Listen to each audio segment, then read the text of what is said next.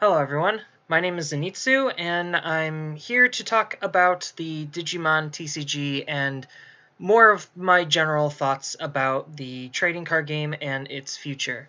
So, it is looking to be like it's very clear that we're definitely not getting the TCG in English or any other language in the year 2020.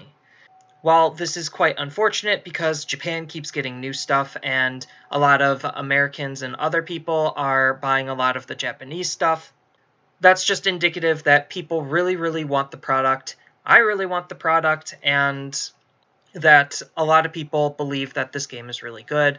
And, well, we already know it's really good. But regardless, it shows that there is a clear demand outside of Japan for the product. So why isn't Japan bringing it outside of Japan? So there's a couple of reasons. The big one, obviously, is the current global situation going on.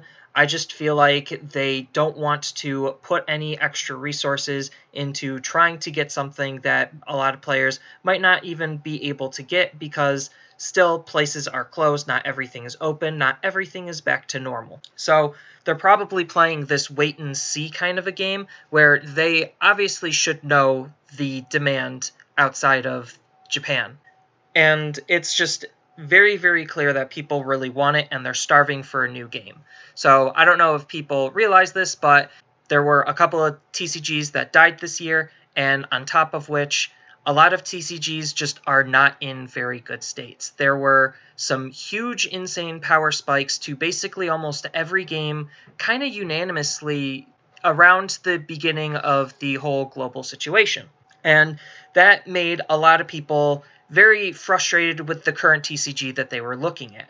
So obviously, they are kind of passively looking for something else to pick up, and they don't necessarily know what to pick up, and they kind of like trick themselves into liking a TCG that they really don't enjoy anymore because the power level might not be fun, or the game got too expensive, or they can't play it because there's not enough players in their location, whatever the reason may be. People are starving for a new TCG, and that's why so many people are attracting to this game, not only because the IP is very, very old and very, very popular, maybe not as popular as something like Pokemon or Dragon Ball, but like it's still a very profitable and popular IP that a lot of people hold near and dear to their hearts. On top of which, it's using one of the best bases for a game I have encountered in a while, which is from Chrono Clash system. So Chrono Clash had a very, very, very similar base core, and Digimon just basically took that and made it better.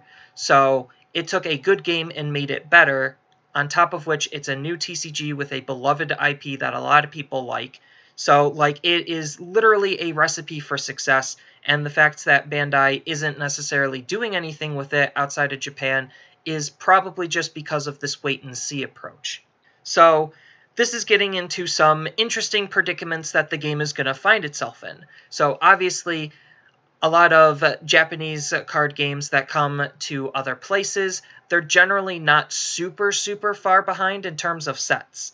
So, like Vanguard and Buddy Fight are like two big examples where usually the state of their game will be no more than like two, if they're pushing it, three sets ahead. And usually the way they like to try to remedy this is by combining sets. We might see a slightly altered version of how they release their card game in other languages just because we would be so far behind, and depending on how serious Bandai wants to take this game going forward, then they would want to try to have everyone be on parity as quickly as possible. So obviously we have new starter decks coming out. So that means if we're looking at a global release, we might start the game with all 6 starter decks instead of the 3 that Japan started with. We also might get booster sets 1 and 2 combined. That one's a little bit more of a stretch, but it's definitely possible depending on how they want to try to have everyone else play catch up if they're looking for that parity. So it's definitely really, really interesting to see what they possibly could do. Unfortunately, I just don't think it's in the cards that it's going to get released this year, but I do believe that the game is going to get released next year. When is the big question? I don't exactly know. It depends on probably how Bandai feels about the situation and how the world kind of looks at what's happening with itself, if you know what I mean. So there's definitely multiple layers of different factors in play, probably some I'm not even covering, but it's definitely a really interesting situation to watch because it's one that hasn't really happened in a very long time, at least not that I've been following. So I just kind of wanted to give my 2 cents on what I think about the game coming out and just start some healthy discourse about what they could possibly do to try to bring the best experience they possibly can outside of Japan when they're ready to make that leap. Because, let's face it, if it's already selling out in Japan, like, even though part of it is a lot of the other places just buying product from Japan. But the fact is that if it's so successful inside of Japan already, then they should be more than willing to A, have enough money to try to bring it outside, and B, they should at least be able to test the demand outside to see how much people are really interested in this card game. So again, I just wanted to give my 2 cents on the situation. I saw there was a post on Facebook kind of like starting this, and I thought that it's definitely a topic that should be continued to be talked about because we're talking about something that we all love and we're all very interested in. Feel free to tell me your thoughts in the comments below. And as always, don't forget to like and subscribe for more content, and I will see you in the next video.